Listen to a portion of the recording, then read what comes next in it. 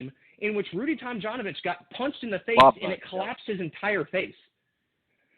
What happens when a pitcher throws a 100-mile-an-hour fastball at a dude's head? That's just like, well, it's a part of the game. Now, I'm not saying this is a part of the game at all. It's not. And again, Myles Garrett deserves to be suspended. But to say that he should be kicked out of the league, he's come forth with a statement saying, you know what, I lost my head. I am incredibly sorry. And what he's going to do to make up for it is he's already said he's going to use his time as being suspended, and he's going to go teach and work with area kids in Cleveland about how to better control your anger or your temper when things aren't going in favor for you. Like, this isn't just a case of like he was 100% instigated. Well, here's the thing. There's a lot of moving parts to this, and we'll break down those parts. And trust me, I totally understand that this was a situation that got out of control. Mason Rudolph, obviously frustrated about losing the game. He's the backup quarterback. I mean, he's feeling the pressure. 4 picks. Don't tell me that he's also not like pissed off because he had a crappy game. So here's the thing. I get that Myles Garrett was into a scuffle. Okay, so it's one thing to get into a scuffle, get into a fight, and I think we both agree that it escalated to a point that it should have never escalated. But to say that, oh well, what he's going to do, use his time to go teach kids how to channel their anger in sports. Why is he only doing that now? Why wouldn't he be doing that? He said he does a lot in the community. I'm not saying that. I'm just saying why. He's already been doing it. Why now? Basically what he said is he already works with the kids in the community. Myles Garrett is one of the most involved members of the NFL I agree in their local community. I do know that, and he already does it. He's basically like, well, if he's already said, all he's saying is if I'm going to be suspended, I may as well make good use of it. Is all he's saying. And he's saying, if this is what I normally do, I'm just going to increase it. So, like, this is the thing is he's already what I'm saying is he's already working to admit his wrongdoing.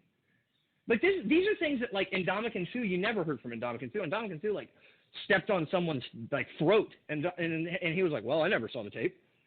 Like, he's already admitted his wrongdoing. He's apologized for it.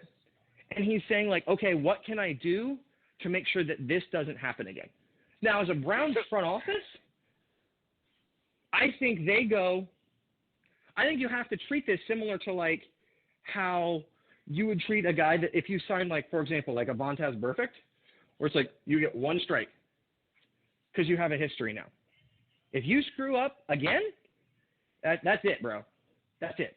And I think that's the approach they're going to take with Myles. It's like, all right, Myles, you got to earn it. Now, the other thing that I do feel like this is going to impact, though, in a big way, is how the Browns look at his contract moving forward, because he's going to be a free agent in 2 seasons. And so getting off of his rookie deal. And so they may go, like, this is going to give him a chance to either make right of it and you know what, prove it was a single mistake that doesn't define him, or it could begin the end of what's an incredibly promising career as the number 1 pick out of Texas A&M. That's how it's going to go. Well, here's the thing.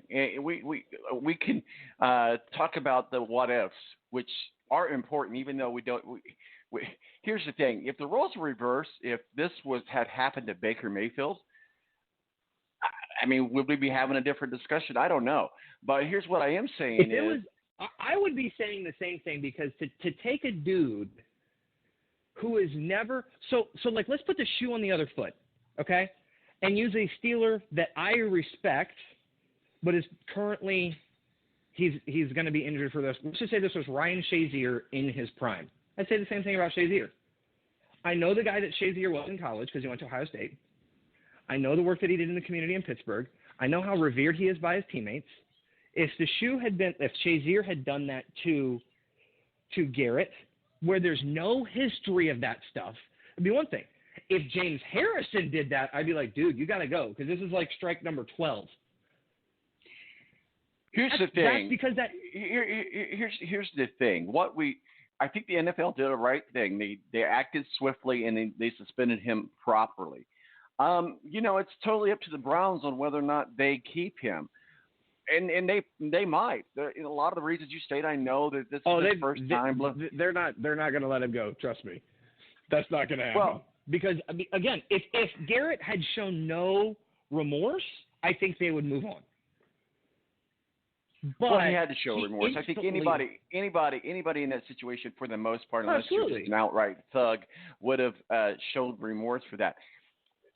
Situations happen, but what I am saying is, where he took it to the next level is, again, you mentioned his mammoth size compared to Mason Rudolph's size, and you look at the weight of the helmet, and you look at the fact that he just got off of concussion protocol, just got back in. Had he connected right, would we be having a different discussion? I know this is a what if, but hey, that's a pretty big what if. Let's say I go in to a gas station with a gun. I didn't shoot anybody, but if the gun had went off, or if I'd shot somebody, I could have killed somebody. Is that going to change what I did any wrong or any less? Here's the thing. The what if of this, if he had connected in the right way and knocked him out, could have killed him, we'd be having a way different discussion other than, so we need to talk about the what ifs. But Tom, you can't do that, though. You have to govern on what happened. If you're talking suspending the dude indefinitely for life, because if you go into a gas station, let's just say we'll use that scenario, armed robbery, is the sentence for armed robbery and the sentence for murder the same? I don't know. I'm not a lawyer. I'm sure they're not. Depends. I can tell you, I've had a family member that was murdered. It's not. Well, we're getting off in the weeds. We're getting off in the weeds here. But the point still stands. You can't go off of what ifs. If you're governing and you're ruling and you're assigning punishment, you can't go off of, what could have happened. If you take a gun into a gas station and you fire it and it kills someone, is a very different punishment than if you fire it and it misses everyone. We'll stop talking about gas stations and we'll stop talking about gas stations and robbery. We don't want this show to go into left field here. The thing is that you can't go. Here's Garrett. The second you go, his size matters. Everybody in the NFL is big. Is Garrett bigger than most? Yes, but at the same time, again, I point to two things.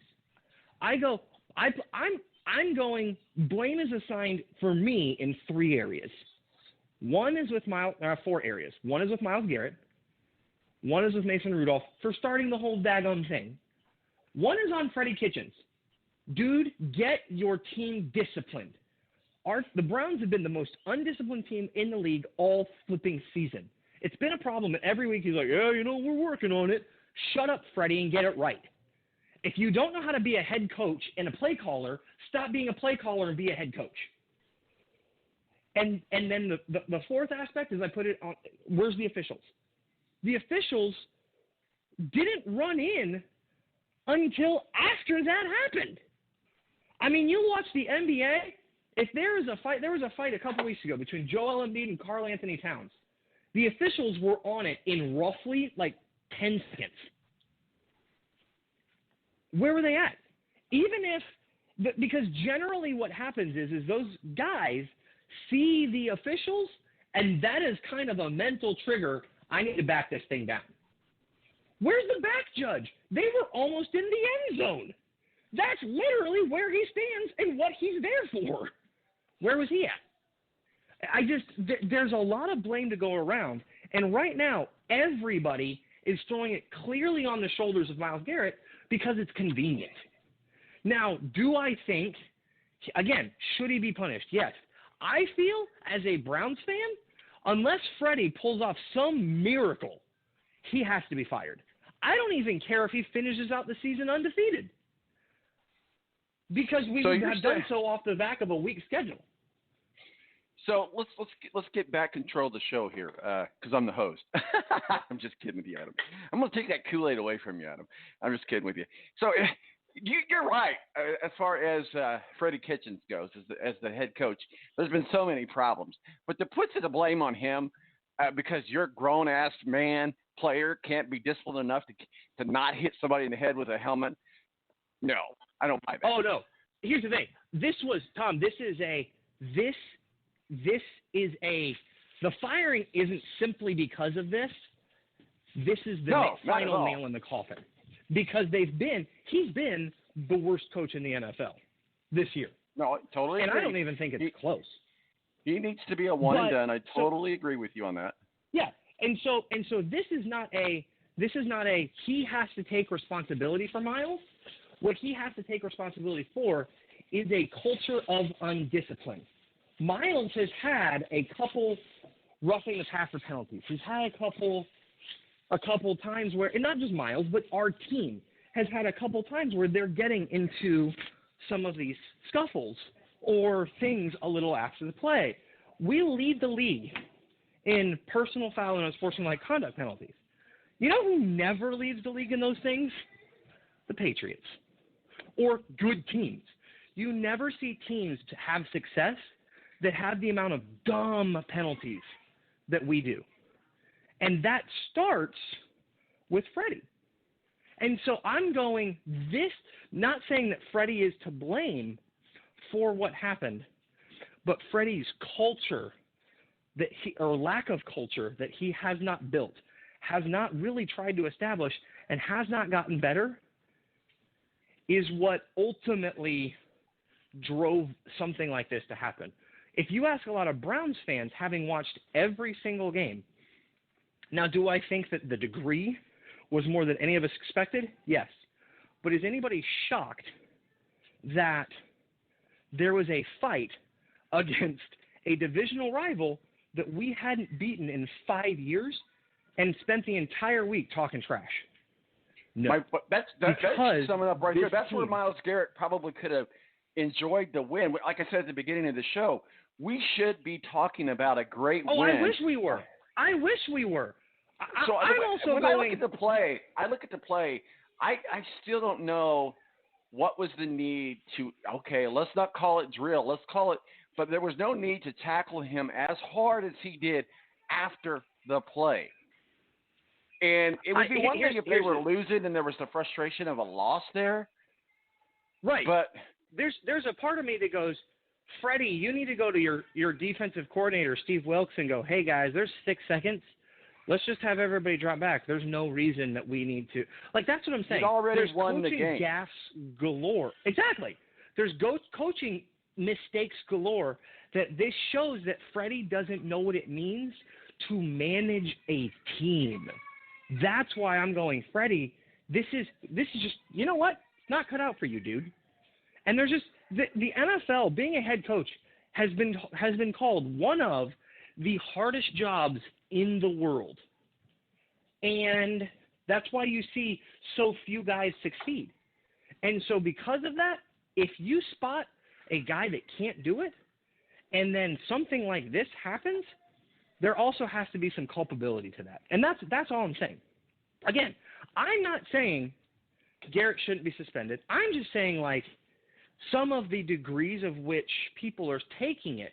I'm even saying, you know what, if he's suspended for the whole year, okay. Because, again, nothing like this has ever happened before, and you do need to set a precedent of saying this should not happen again. And does it suck that it happened to a guy that I really like and yeah, it does. But again, I'd be saying the same thing if it was against us, going, you know what? If it's a dude that has shown and he does great work in the community, he does all these things, you know what? Guys get mistakes all the time. I mean, for crying out loud, I mean, for how long did the NFL let things like domestic violence go until the Ray Rice thing kind of changed everything? And so from that perspective, I'm going, let's give this dude one last shot. Now, if he makes another big mistake, yeah, you know what? This is the football field is not a place to try to murder somebody, 100%. So you got one shot, Myles, and you got to prove that we weren't that you're worthy of that one shot. And that's what and